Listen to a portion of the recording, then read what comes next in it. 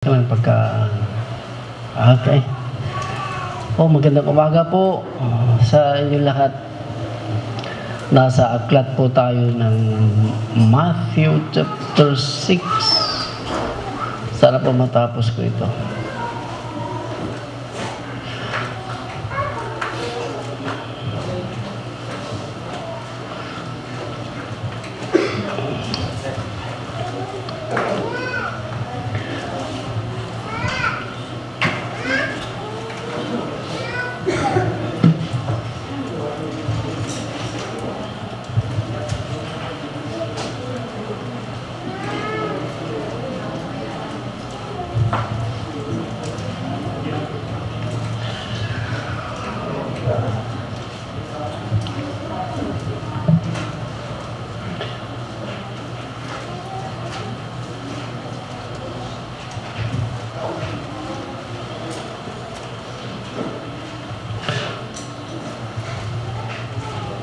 Verse 9 po tayo. After this manner, therefore, pray. Pagkatapos pong humingi ng tulong ang mga apostol kung paano sila manalangin, as they said to Jesus, "Teach us how to pray." And this is Jesus answered unto them. Verse 9, after this manner, therefore, pray. Ganito kayo manalangin. Our Father which art in heaven, hallowed be thy name. Thy kingdom come, thy will be done on earth as it is in heaven. Ang verse 10 po ay pangalawang laman doon sa 5 binubuo po ng panalangin na ito. Ay mayroon pong 5 po dyan. Isa rito ang kaharian nawa ng Diyos ay dumating na. At ang pangalawa dito ay ang kalooban mo nawa dito sa lupa ay maganap katulad ng doon sa langit. It will be done in earth as it is in heaven. Pangalawa po ito sa 5 panalangin dito. Kung maalala po nyo noon, ang isa sa mga message natin ay Thy Kingdom Come. Maalala po nyo ito, Thy Kingdom Come. Kasunod po nito ay ang mangyari nawa ang kalooban mo dito sa lupa katulad ng doon sa langit.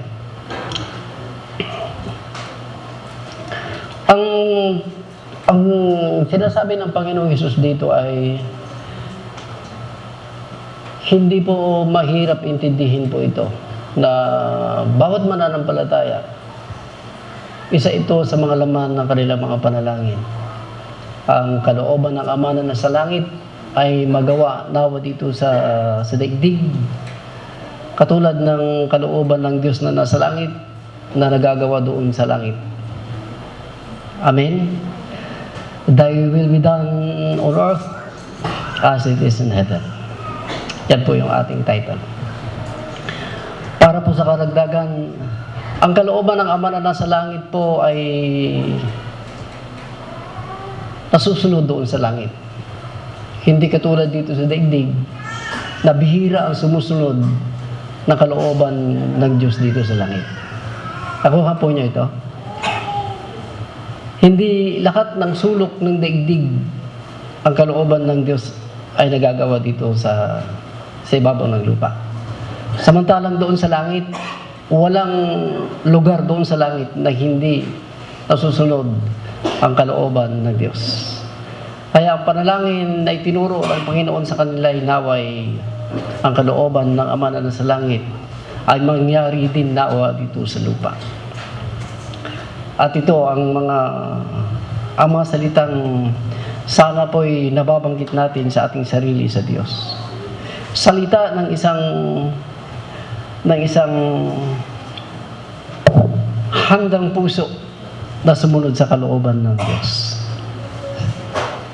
Salita ito ng isang tao na willing talaga na sumunod sa kalooban ng Diyos na sa langit. Huwag na nating sabihin ito sa Diyos kung hindi tayo susunod sa kanyang kalooban.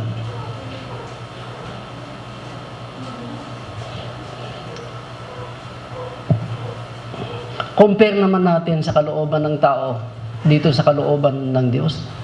Ang kalooban ng tao, mas marami ang kapakamakan na idinudulot ng kalooban ng tao sa kanyang kapwa-tao. Ulitin ko po ito.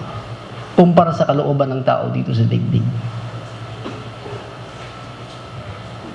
Kapakamakan, mas marami ang naidudulot niya sa kanyang kapwa-tao.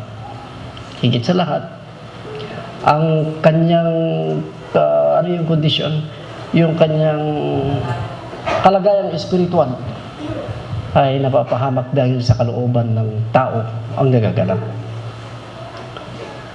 Samantalang ang kalooban ng Diyos, wala kang masisilip kahit isa man na kapahamakan ng tao. Pawang ikabubuti ng tao ang kalooban ng Diyos. Wala kayong makita sa Bible na ang kalooban ng Diyos ay kapahamakan sa tao. Lahat benepisyo para sa tao. Hindi kapakanan ng Diyos ang kalooban niya na ating gagawin.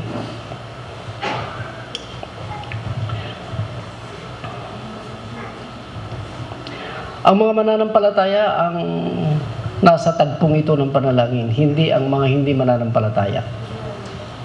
Panalangin ito ng mga mananampalataya, hindi yung mga hindi mananampalataya.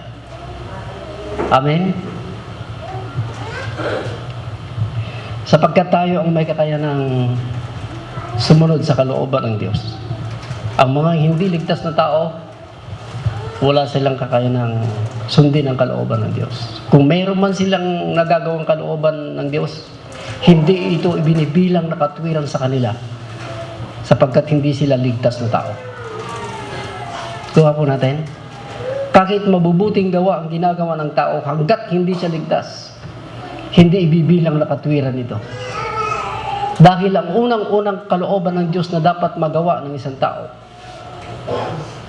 ay ang sampalatayanan yung anak na ibinigay ng Ama para sa kaligtasan. Yan ang unang-una. Ang tanggapin ng tao na hindi kaya niyang gawin, nalinisin ang kanyang sarili mula sa kasalanan. Liban doon sa maniwala siya na si Jesus ang may kakayanang luminis ng kasalanan ng tao. Kaya bawat mabubuting gawa ng ginagawa ng hindi ligtas na tao, hindi ibibilang na katwiran ito sa kanya. Tayo lang na mga ligtas na tao ang may kakayanang gawin ng kalooban ng Diyos na tinatanggap ng Diyos ito.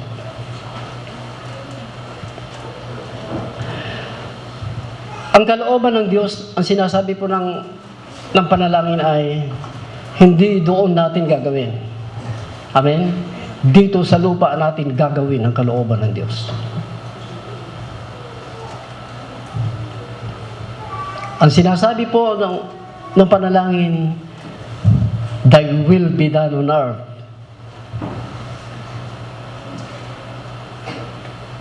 Mangyari nawa ang kalooban mo dito sa lupa. Kaya, ang kalooban ng Diyos ay para dito sa lupa, para sa ating mga buhay dito sa daigdig. Hindi nasa langit. Dahil ibang usapan po doon. Sapagkat dito sa lupa,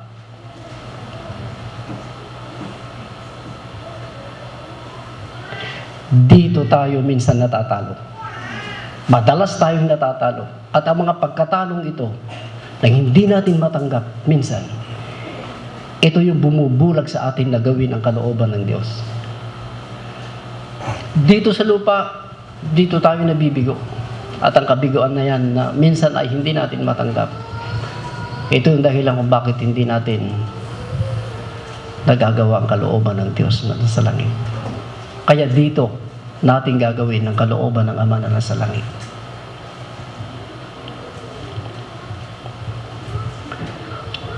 Ang daigdig kasi ay halos puno na ng mga troubles eh. Troubles. Walang Kristiyano na hindi na trouble. Amen? Kambal na ito ng buhay natin. Ang tayo ay nababagabag. Kaya tama ang sinasabi ng banal na kasulatan sa aklat ni Nahum, verse 1, chapter 1, verse 7, God is good in the days of trouble. At sa mga troubles na ito, pagka ito ay dumating sa atin, nagiging dahilan ito para hindi natin magawa ang kalooban ng Ama na nasa langit. Baka kalooban na ng Ama na nasa lupa ang nangyayari. Kalooban ng magulang, kalooban ng mga kapatid, kalooban ng mga anak ang nagaganap. Dahil dito sa daigdig, mangyari nawa ang kalooban mo dito sa lupa, katulad ng sa langit. Sapagkat dito, nandito lahat yung mga takot. Marami tayong kinakatakutan. Huwag nating itago yan. Ako, napakarami kong kinakatakutan. Pinapanalangin ko sa Diyos, mapagtagumpayan ko yung mga kinakatakutan ko na yan. Dahil pagka hindi ito mapagtagumpayan, pipilayin ka at hindi mo mararating yung kalooban ng Diyos. Kaya dito sa lupa, mangyayari ang kalooban ng Diyos na nasa langit. Yung needs natin, yung everyday na kailangan natin, sagabal ito sa kalooban ng Diyos na nasa langit, yung kailangan natin na tubig, damit, tsaka mga foods, yung mga shelters natin. Bahay nga, problemahin natin eh. Siya pa, ibahay mo pa yun Yan pa ang dahilan na hindi mo magawa ang kalooban ng Ama na nasa langit. Bahay, ari-arian, yung mga cares natin, especially yung our needs. Minsan nga nagsalita ang Panginoong Yesus ay alam ng Ama na nasa langit. Chapter 6 yan ng Matthew. Alam ng Ama na nasa langit ang kailangan nyo na yan. Ano na lang, sikapin nyo na lang na unahin nyo ang kanyang katwiran at kanyang kalooban. Ibibigay yan sa iyo ng Diyos. Sapagkat yung light, yung liwanag na nasa mga Hudyo ay dapat magningning sana. Sinasabi niya, you are the light, sapagkat sila yung witnesses sa buong digdig ang mga Hudyo ito. Ngunit mababalot ang light na ito sa mga pangangailangan sa araw-araw. Dahil hindi talaga ito ang inuuna ng mga mananampalatayang Hudyo. Yung mga needs natin, hindi kailangang tanggapin natin. Yung mga araw-araw nating kailangan. Ito ang malaking dahilan kung bakit hindi natin nagagawa ang kalooban ng Ama na nasa langit ay magawa ng nawa dito sa lupa.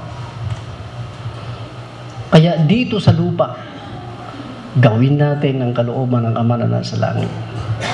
Saka hindi naman nakakayaan ni Satanas na ganun na lamang ang ating napakadaling pagsunod natin sa kalooban ng Diyos ng Ama na nasa langit. Mayroon si Satanas. Yung kaibigan mo na Satanas na yan. Andyan yan.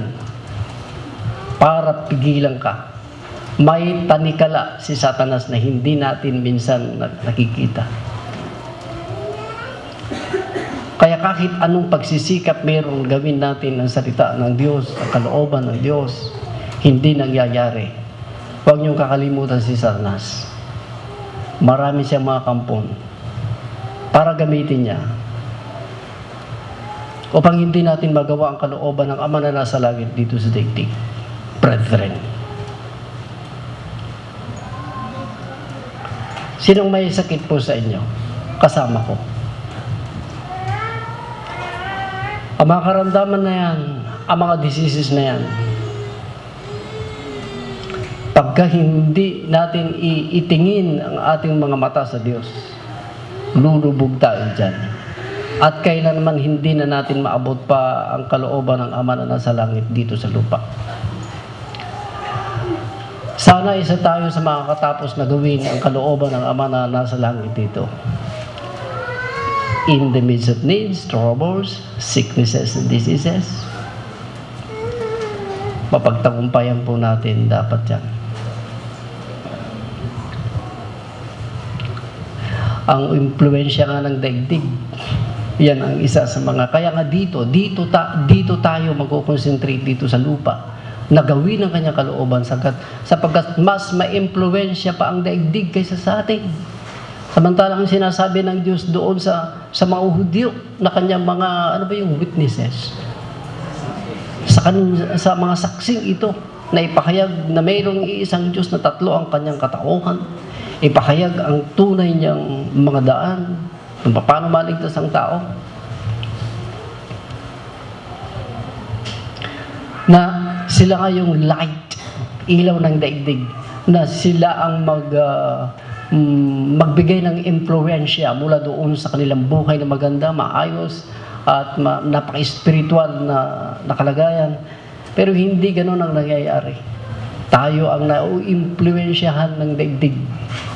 Pilit niyang isinisiksik ni Apostol Pablo doon sa Romans chapter 12. Huwag kayong sumang-ayon sa daigdig. Amen? Huwag. Masisira tayo, brethren. Dahil pagka sumang-ayon kayo, tumungo kayo, oo, okay lang.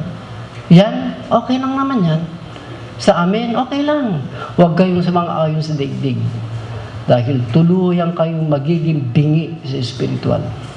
Tuluyan na kayong maparalisa. At hindi na kayo makakalakad kailanman sa katwiran ng Diyos.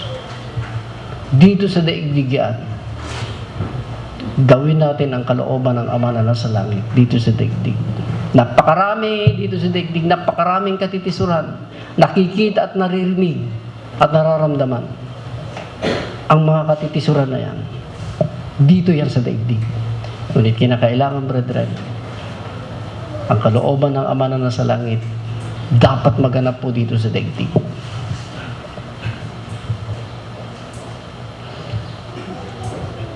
Ang kalooban ng tao, wala pong pag-aalinlangan.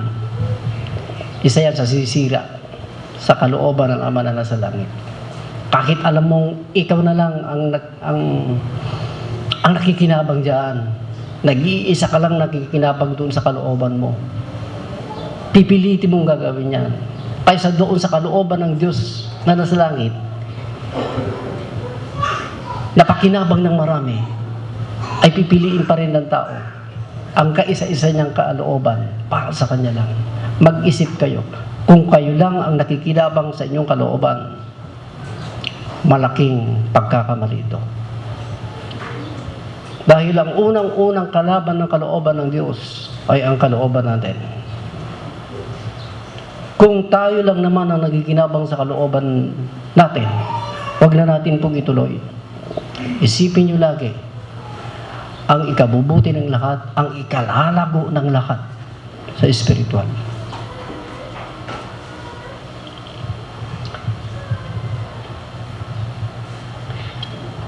Ang kalooban ng Ama na nasa langit ay dapat pong maganap dito. Dito yan, hindi doon. Dahil doon, kalooban na ng Diyos ang nagaganap doon. Walang sino mang babali sa kalooban ng Ama na nasa langit doon. Samantalang dito sa lupa, nandito yung tinatawag nating freedom of choice. Dito lang sa lupa ito. Yung pumili ka kung ano ang gusto mo. Piliin mo ang Diyos, ang tao, ang sarili, na hindi naman ito nakakatulong sa kaligtasan. It depends upon you, brethren. Nandito ang kalayaan na ibinigay ng Diyos sa atin. Sana ang kalayaang ito ay ang napipili niya ay lagi ang kalooban ng Diyos.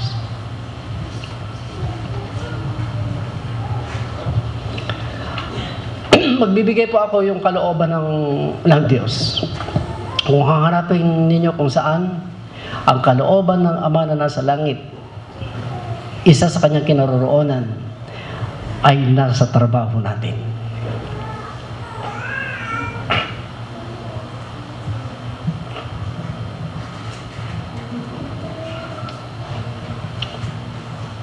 Kung maalala nyo doon sa Matthew 26, nung bago si Jesus ay namatay, nagbigay siya ng panalangin sa Ama tungkol sa kanyang trabaho. At dahil ang kanyang trabaho ay katapat niya ay kamatayan, sinasabi ng Panginoong Jesus, kung maaari lamang sana ang Panginoon, o Ama, ang kopang ito ay lumampas sa akin. Walang iba ang kanyang kamatayan, sapagkat ito ang kanyang trabaho. Naway lumampas sa akin ang kopang ito. Naway hindi na niya tapusin pa ang kamatayan na ito na kanyang trabaho. Ngunit ang sinasabi ni Jesus, hindi ang kalooban ko, kundi ang iyong kalooban. Ang trabaho ni Jesus ay ang iligtas tayo, sapagkat ito ang kalooban ng Ama na nasa langit. Ang trabaho natin ay kalooban ng Ama na nasa langit. Kailangan tapusin po natin yan. Let me read in 26 para naman may foundation tayo. Oh God.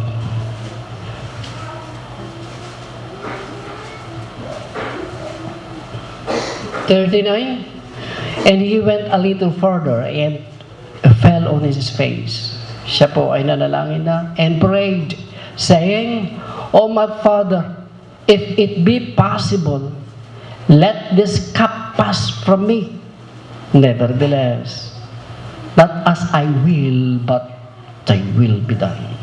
Pagkatapos nanalangin siya ulit, dito sa 42, and he went away again the second time. Muli siyang lumayo sa kanyang mga apostol na natutulog.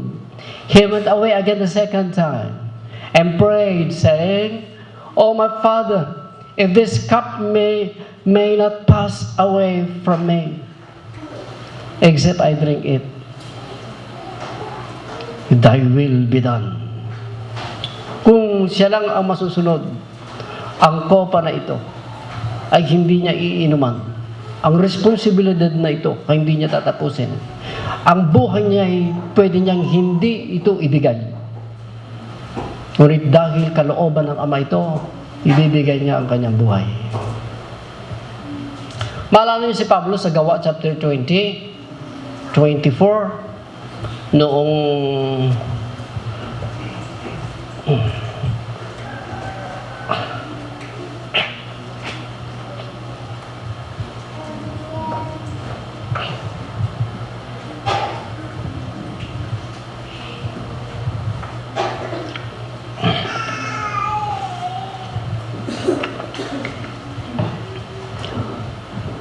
hindi na nila papayagan pa si Pablo na pupunta sa Jerusalem dahil po meron na pong banta sa kanyang buhay at tiyak po ang kanyang kamatayan. Ang sinasabi niya sa mga matatanda noon sa Jerusalem bago siya naglakbay. But 23 saved the Holy Ghost witnesses in every city, saying, the bonds, ang aking mga tanikala, and afflictions abide in me. But none of this, ang mga hirap na yan, maging ang mga bilangguan na yan, ang pagkabihag na yan, but none of these things move me, neither count I my life thereunto myself, so that I may finish my course with joy, and the ministry which I have received of the Lord Jesus, testify the gospel of the grace of God. Yung mahal kong buhay, hindi ko na ibinibilang pang mahalaga ang aking buhay. Only to finish the ministry, my career. Ang kalooban talaga ng Diyos ay nasa mga gawain natin. Talo kayo pagka hindi nyo isinasaalang-alang ang mga trabaho ninyo. Sa palagay nyo ba ay parang lugi kayo sa inyong mga trabaho? Na walang halagay ang mga trabaho na yan? Hindi po totoo yan. Sapagkat dyan, ang kalooban ng Diyos. Dyan nagaganap ang kalooban ng Ama na nasa langit. to finish them. Para matapos natin ang mga ito. Kaya ganoon na lamang ang pagsisikap ng mga mananampalataya noon, ng mga leaders na tumatakbo ng napakabilis para tapusin ito.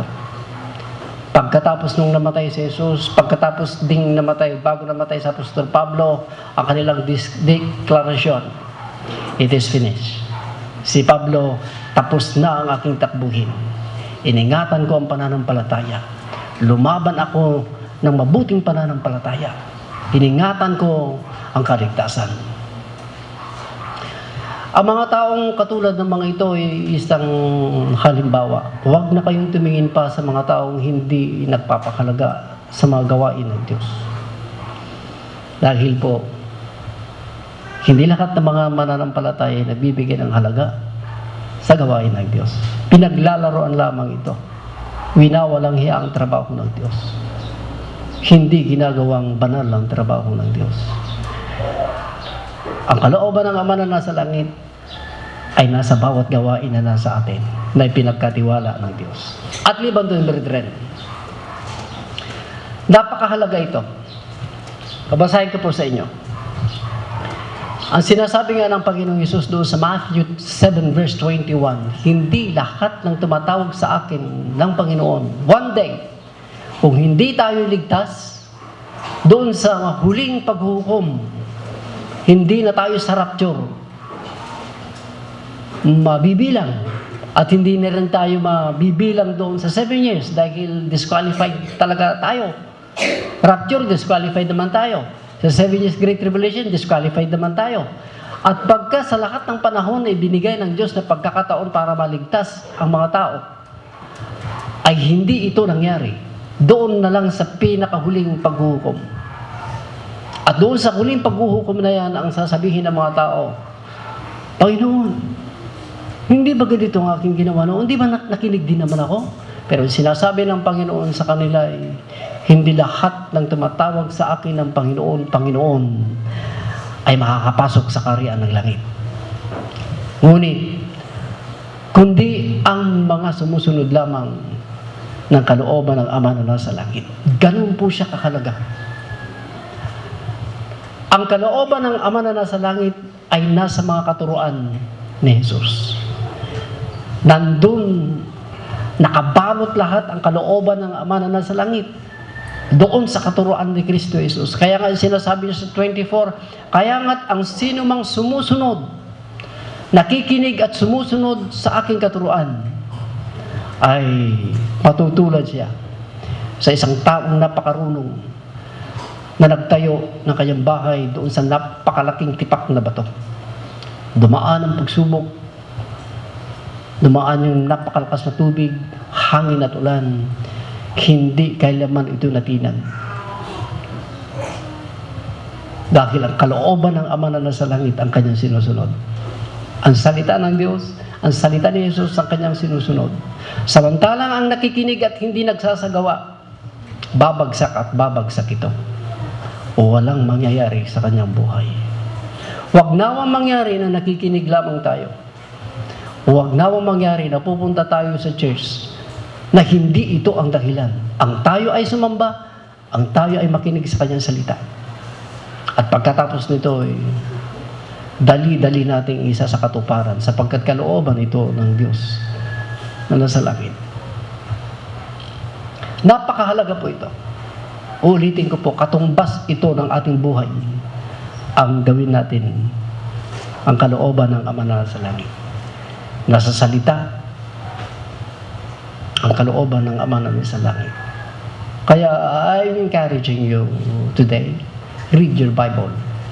Makisama kayo doon sa mga taong seryoso sa spiritual, hindi yung mga Kristiyanong hindi seryoso, puro yung mga walang kabulutaan.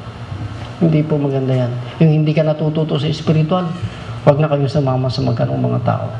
Mamili kayo sa mga tao, sa mga mananampalataya, na itataas niya ang kaalaman mo sa kalooban ng Ama na nasa langit.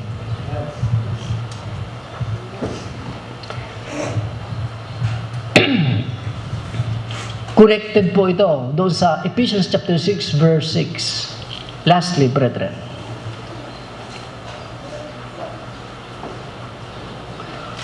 you, Lord.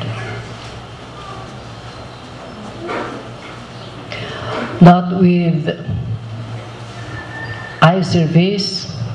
Verse 5, servant, be obedient to them that are your masters, according to the flesh, with fear and trembling, in singleness of your heart, as unto Christ.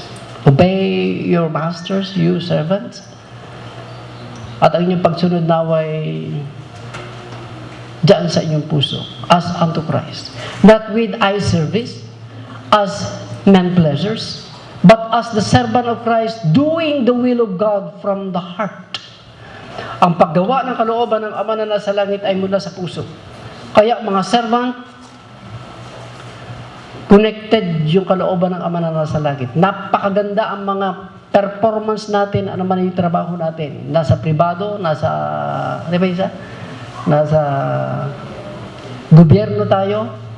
At dahil tayo ay Kristiyano, nakasandal lahat yung kalooban ng Ama na nasa langit dito. Maging mabuti kayong mga servant. No? Don't speak bad words. Doon sa mga kapwa niyong magagawa, doon sa kanya yung mga masters. Dahil kalooban ng Ama na nasa langit ang nakasalalay po dito. Kaya connection po yung kalooban ng Ama na nasa langit. Kaya ang payo ni Paul doon sa Romans chapter 12 verse 3, i-clear natin yung perfect will of God. I-clear natin. Hindi blurred to blurred nakikita kayo pero hindi ito malinaw. Pero kailangan klarado ang kalooban ng Ama na nasa langit. Huwag nating kinakapa na parang close yung ating mga mata. Dahil kapahamakan po ito.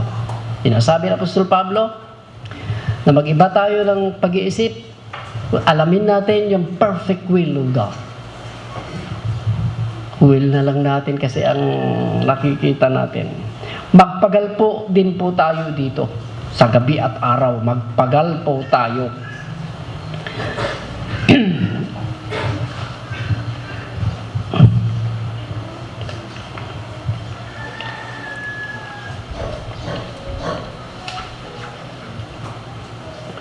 Kung kailangan nating gastusan ng kalooban ng Ama na sa langit, gastusan natin. Ilan yung kalooban ninyo na hindi nyo nagagastusan? Kinagastusan nyo po yan. How much more ang kalooban ng Ama na sa langit? Amen? Kung kinakailangan gastusan natin ang kalooban ng Ama na sa langit, sige, gastusan po natin yan. Kung kinakailangan yung lakas natin, sige, bigay natin yung lakas natin dyan sa kalooban ng Ama na nasa langit. Kung kinakailangan ng panahon, yung oras natin, ibigay natin yan sa Diyos. Kung kinakailangan ang kalakip niya ibuhay natin, ibigay na natin. Amen. Kung ang hinihingi ng kalooban ng Ama na nasa langit, ay ang buhay natin, bigay natin. Let's pray. Sa iyo po, Diyos, ang aming pong pagsamba this morning. Ang aming pong lakas na iyong binigay sa buong magdamag. Ito po na gamit po namin para sambahin ka at para pagsilbihan ka at para mapagsilbihan po ang iyong katawan. Salamat po, Diyos, sa kabutihan mo po sa amin. Dahil sa kabutihan na yan, nakatapos po kami sa ngalan ng aming Panginoong Yesus. Amen.